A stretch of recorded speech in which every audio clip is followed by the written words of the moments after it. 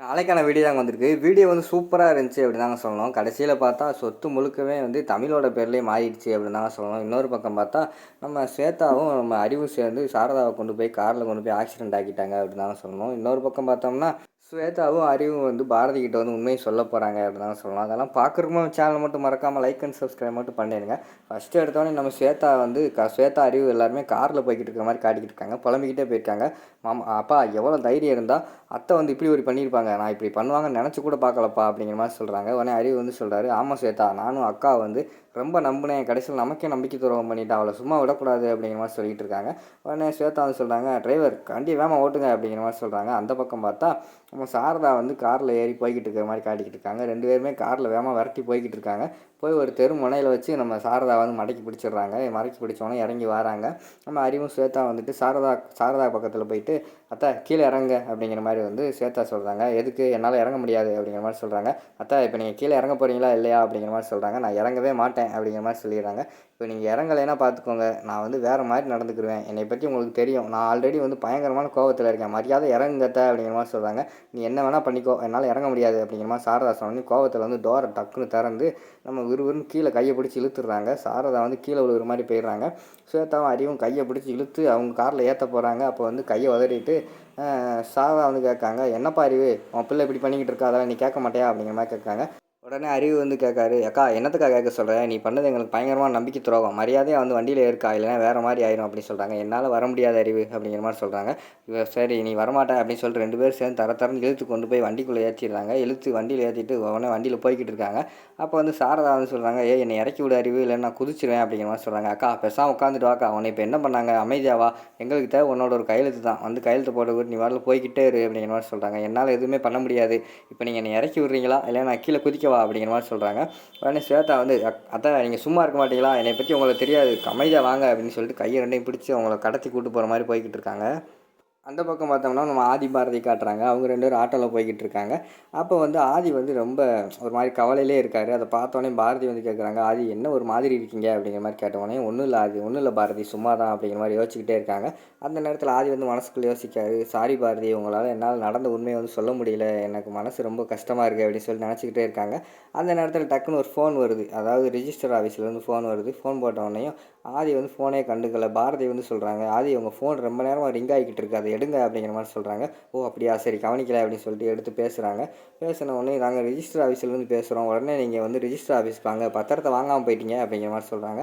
நாங்கள் எதுக்குங்க பத்திரத்தை வாங்கணும், நீங்கள் வந்து சொத்து யார் பேரில் இருக்கோ அவங்ககிட்ட அந்த பத்திரத்தை கொடுத்துருங்க, அதான முறை அப்படிங்கிற மாதிரி சொல்கிறாங்க.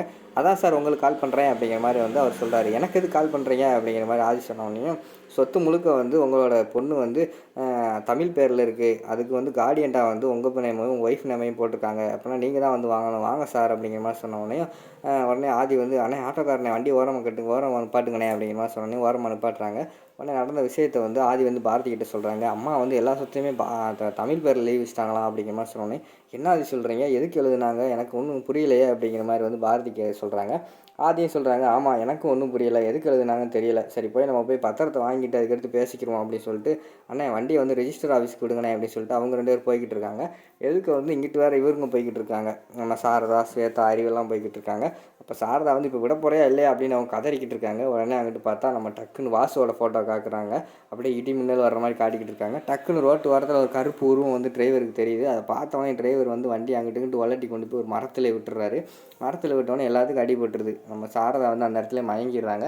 பின்னாடி ஆட்டோவில் வந்து நம்ம ஆதியும் பாரதியும் வராங்க. அவங்கள பார்த்தோன்னே ஷாக் ஆயிடுது. நம்ம ஆதி வந்து இறங்கி வந்து பார்க்காரு. நம்ம சாரதா வந்து மயங்கி விழுந்துருக்காங்களே, அதை பார்த்தோன்னே விறுவிறுன்னு போய் அறிவோட சட்டையை பிடிச்சிடாரு. என்னடா பண்ண எங்கள் அம்மாவை அப்படிங்கிற மாதிரி சொல்லிட்டு, மாப்பிள்ள தெரியாமல் பேசிக்கிட்டு இருக்காதிங்க, தேவையில்லாமல் எங்களுக்கு தான் அடிபட்டுருக்கு, ஆக்சிடென்ட் ஆயிடுச்சு தெரிலையா அப்படிங்கிற மாதிரி சொல்கிறாங்க. உடனே பாரதி வந்து, அறிவு இங்கே வாங்க ஹாஸ்பிட்டல் கூட்டு போவோம்னு சொல்லிட்டு ஹாஸ்பிட்டல் கூட்டு போயிடுறாங்க அவங்கள, அதாவது சாரதாவை. இங்கிட்டு பார்த்தா அறிவும் ஸ்வேதாவும் என்ன நடந்துச்சுன்னே தெரியாமல் புலம்பிகிட்டு இருக்காங்க. அப்பா என்னப்பா நடந்துச்சு அப்படிங்கிற மாதிரி வந்து சாரதா கேட்காங்க. தெரியலம்மா, ரோட்டில் யாரோ குறுக்கு வந்த மாதிரி இருந்துச்சுன்னு டிரைவர் சொன்னால் இப்படி பண்ணிட்டானம்மா, நமக்கு எல்லாமே அகைன்ஸ்டாகவே நடந்துக்கிட்டு இருக்குது, சரி வீடு பார்த்துக்குருவோம், எங்கே போயிட போகிறாங்க அப்படின்னு சொல்லிட்டு அவங்களும் வீட்டுக்கு போயிடுறாங்க.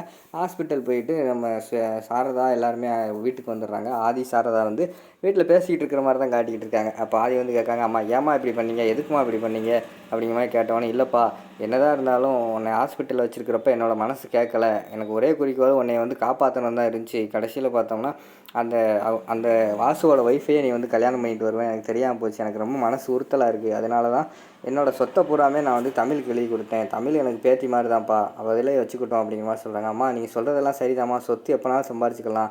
ஆனால் பாரதி கிட்ட மாமாவும் ஸ்வேதா உண்மையை சொல்லிவிட்டு நடக்கிறத யோசிச்சு பார்த்தீங்களா, இதெல்லாம் வேண்டாம், சொத்தை வந்து அவங்களுக்கே எழுதி கொடுத்துருவோம் அப்படிங்கிற மாதிரி சொல்லிக்கிட்டு இருக்காங்க. இல்லைப்பா எனக்கு இதான் சரின்னு படுதுன்னு நம்ம சாரதா சொல்கிறாங்க. இருந்தாலும் அறிவு வந்து சொல்கிறாரு, அம்மா நான் சொல்கிறது தான் கரெக்டு, அவங்க உண்மையை சொல்லிட்டாங்கன்னா பாரதி கண்டிப்பாக கூட இருக்க மாட்டாங்க, நீங்கள் சொத்தை அவங்ககிட்டே கொடுத்துருங்க அப்படின்னு சொல்லிட்டு அந்த இடத்துல இருந்து ஆதி வந்து போயிடுறாங்க. இங்கிட்டு பார்த்தா ஸ்வேதாவும் அறிவும் பிளான் போட்டுக்கிட்டு இருக்காங்க. அப்பா அடுத்து என்னப்பா பண்ணுறது அப்படிங்கிற மாதிரி யோசிச்சுக்கிட்டு இருக்காங்க. பேசாமல் நான் பாரதிக்கிட்ட உண்மையை சொல்ல போகிறேன் அப்படிங்கிற மாதிரி ஸ்வேதா சொல்கிறாங்க. வேண்டாம், நம்ம சொல்லிட்டோம்னு வச்சுக்கோமே, பாரதி சப்போஸ் ஊருக்கு போயிடுவா கோவிச்சுக்கிட்டு, திருப்பி ஆதி போய் காலில் கையில் விழுந்து கூட வந்து திருப்பி கூட்டு வந்துட்டான்னு வச்சுக்கோ, நம்ம நிலைமையை பாரு, உண்மை தெரிஞ்சு போச்சுன்னா நம்ம மேலே உள்ள பயம் போயிடும். கண்டிப்பாக வந்து நம்ம உடனே வீட்டை விட்டு அடித்து துரத்திடுவாங்க, நம்ம அடுத்தருவெல்லாம் நிற்கணும், சொத்து ஒரு ஒரு ஒரு பைசா கூட நம்ம பேரில் இல்லை, அதனால் பொறுமையாக யோசிப்போம் அப்படிங்கிற மாதிரி சொல்கிறாங்க.